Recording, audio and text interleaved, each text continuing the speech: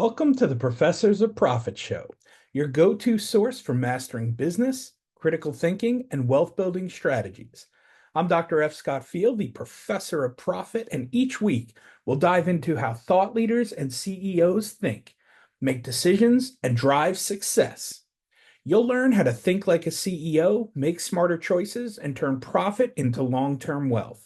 Whether you're a seasoned entrepreneur or just getting started, this show gives you the mindset and tools to level up in business and life. Let's get learning. Class is in session.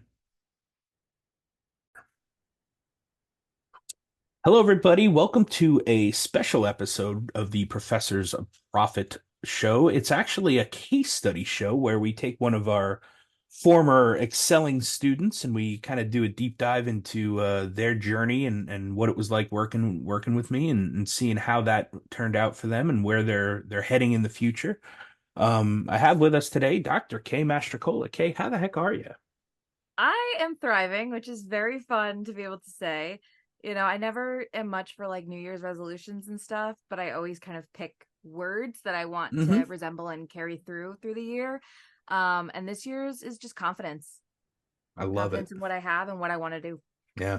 I love that. Yeah, I'm not a big resolutions guy either. I kind of pick a goal or two, maybe three, and I just try to hammer those out. And it's like at the end of like big goals. This way I know it's going to take a while to get there. And then at the end of the year, it's just like, did I accomplish it or not? If not, how do I have to get there? What do I have to fix? So I love that though. Confidence is a good word, especially for you because man, just seeing your growth and your journey has really inspired me because it's like, man, all of my students end up outpacing me here in the near future, and I've got to do something about that. I've got to start catching up to these shining stars in my life.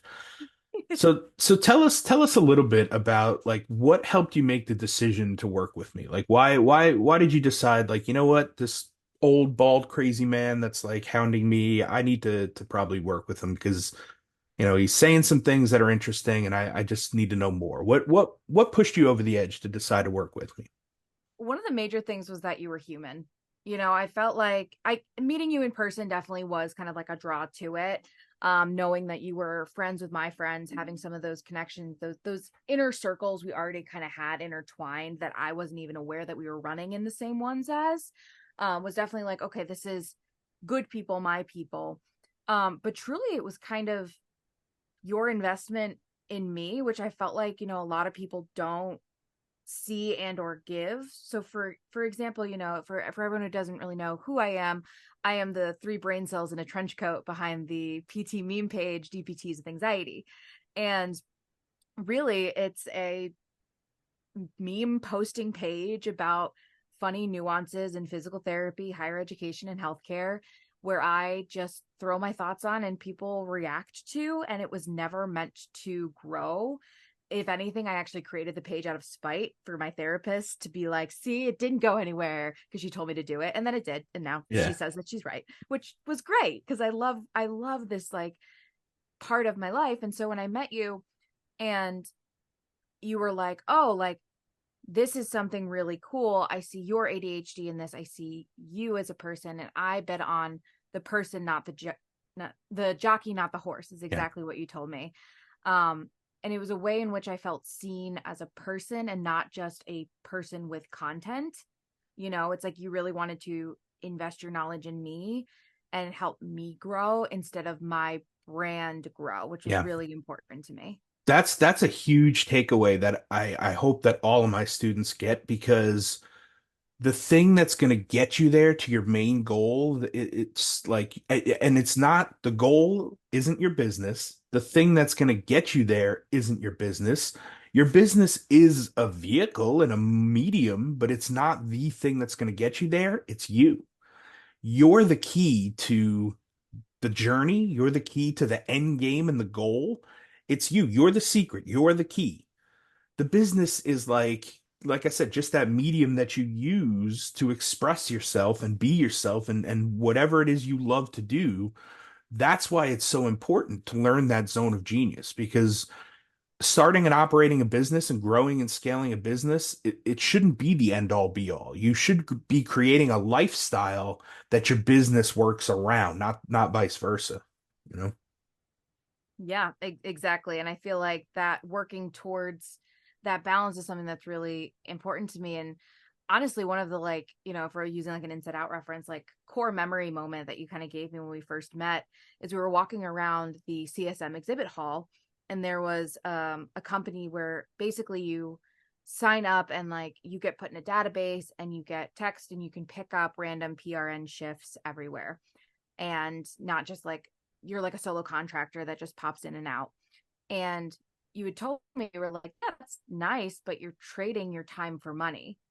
And I was like, oh, is there a way to not do that and have, more time for myself with my partner, with my golden retriever? Those kinds of things are to travel are so important. And if I'm working all the time and filling that space to make more money, but I can't then spend the money, what is the Yeah. point? So I Yeah, really appreciated that. that's huge because again, like anything that we do, whether it be patient care or, managing a clinic or PRN work on the weekends. Like yeah, you make money doing it. PRN, you can make pretty good rates. But I always found that on PRN, you were getting paid well, but at the same time, you had to learn a new EMR. You were usually the only one there on the weekend. You were doing all the grunt work, a lot of evals usually because they had to be picked up or whatever. And just, it wasn't worth the 50 to 75 bucks per hour I was going to make. I would rather take those 4 hours and put it into my own business and do something where at least I have control over it, and yeah, it takes time, but like eventually you can get to things that either you don't have to be there physically for to make time, and we'll talk a little bit about your online business in a minute, but also you can charge more for your value and what you're worth so that yeah, it may take you 2 hours, but you can charge $1,500 per hour to do it. You're not Mm-hmm. going to see that in the patient care world, no matter what PRN job you get. So leveraging your skills, knowledge, and overall lifestyle and what you've learned, your life experiences, that can turn into pretty big bucks if you find the right way to package it and the right audience to sell it to. So let's talk about that. Like you've done phenomenally well this year with an online business selling mostly stickers, right? Yeah. Talk Yeah. about that. So it started not this past November of 22, where I just kind of came out with like 5 stickers that had a little bit of like a punny PT meaning to them. So I have like a goniometer that says you're going to be okay. And it depends, and all of these kind of nuances that are like physical therapy, healthcare oriented, but you can use them to kind of express who you are on your emotional support water bottles. And really that's something that has been so helpful working with you, is learning how to make that efficient and streamlining a process, because I'm a very creative person, and I love, all of these mediums of creativity, but being able to actually package it and sell it in a way that is cost effective and time efficient. um I didn't expect it to kind of blow up in the way that it did. I was like, oh, like I'll like sell like maybe 20 stickers a month, so I'll put a regular stamp on it and this and that. And then I started selling 100 stickers a month, and 2 or 3 would come back and being like, hey, I never got this, like, is there a tracking number? And I didn't have one. And so I would just have to send another one out and hope, fingers crossed, it made it. I was handwriting all of the addresses for a while, but I have dyscalculia, so I was messing up numbers and it was just a cluster.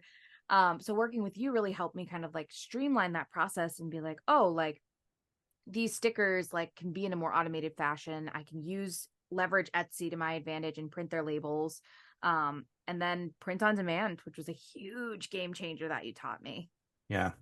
Yeah, so let's talk about the transformation from like before you started working with me to now after and where you're at now. Talk about the transformation you underwent.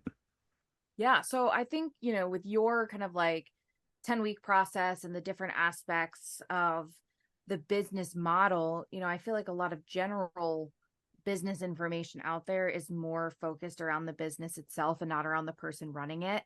And as a solo person, just working a full-time 4 10-hour day shift, like with ADHD, details are hard.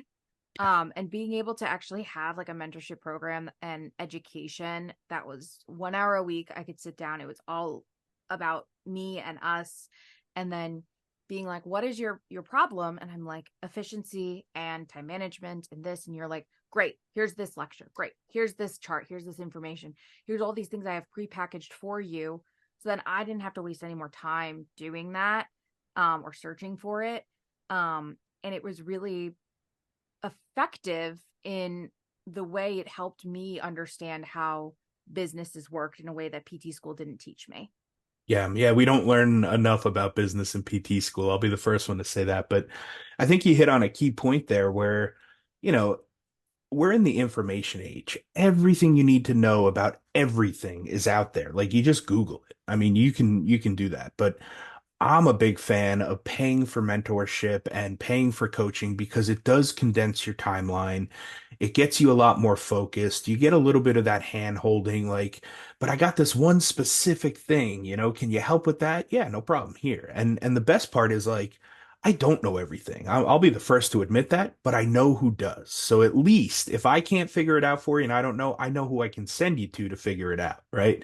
I've got a pretty solid network at this point, and the cool thing about once you join in with me in my program is that you get access to my network, which is, you could know the same people but not know they do some of the things they do too. So it's like, oh yeah, I've heard of that person, or oh, I know that person. And it's like, well, did you think about talking to this person? No, I didn't know they do that. Yeah, they've got a side gig and that's what they do. Go talk to them about this. They'll be able to answer your question. So knowing who to go to, just like a physical therapist who, outsources and refers, right? If it's above your pay grade, you send them out to the right person. Knowing those people and having a guy or a gal that does that certain thing is amazing. And it just saves a ton of time. And I would argue too, it was less hand holding. Like there was no time where I felt like you were trying to like coddle or encroach on any of my progress, which I think is the narrative that often comes with hand holding. Yeah. You were a freaking lifesaver vest when a giant wave was coming in the ocean. We were paddling around the lake, doing our thing, having fun. And the second that first wave came over, and I was like, oh my God, you were there with a life ring. So I didn't have to fight that wave. And I think that's so much more powerful and more of an attainment to you as kind of a person and a mentor than some other, again, like cookie cutter hand Yeah. holding models you might see out there. Well, and that's the thing. My goal, just like a physical therapist, is to make myself not needed, right? I want to give Yeah. you the skills and the tools that you need, but then I got to push you out of the nest and let you flop your wings on your own? Yeah. So that's the whole point, is to get you to a good point, and then from there, it's your job to keep the creativity going and flowing. You just have to, if things come up and you have questions or whatever pops up, obviously I'm always available, but that's, you know, you're gonna have those regardless. It's just the Yeah. world of business. You're gonna run into problems. I still run into problems. So it's about just constant growth and learning, and like you said, a focus on the person and the jockey, not the business, because the business ideas will either be great or terrible. It doesn't really matter.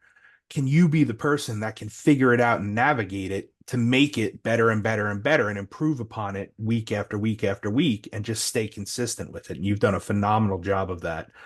And because of that, you've had massive growth now over the last few months too. So tell us about what you got coming up now in the future. What do you have in store for you in the business moving forward?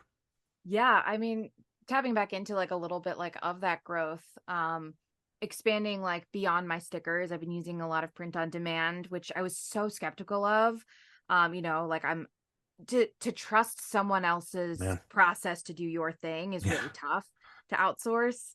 I'm a very headstrong Jersey Yeah. girl, so Yep. to relinquish some of that was great.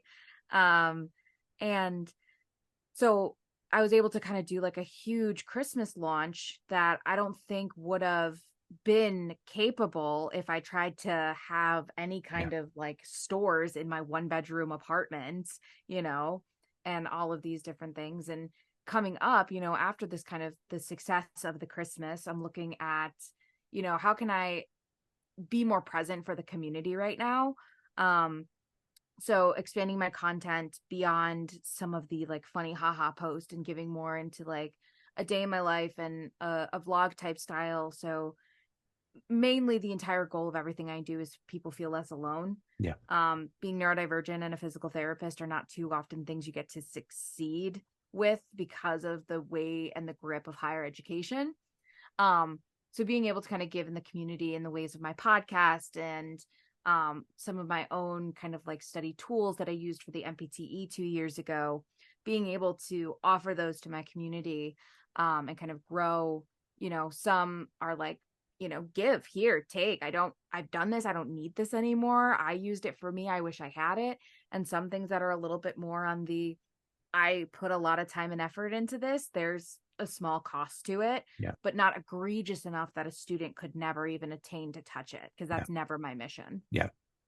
Yeah, and that's exactly, I mean, you literally are solving problems for a population that needs the problem solved, and you're doing it at an affordable price point, and they can pay you for it, which is great Yeah. because, it's meeting them where they're at. And you've got other opportunities to make money, more money, doing other things that are, going to offset a lot of that cost too. So doing the right thing, being there to help people, help populations, you do that, and it's just the money becomes a byproduct. It's not even, not even a main focus because it just starts flowing in. It's a very, the universe rewards kind of good karma type stuff. It's amazing how that works out.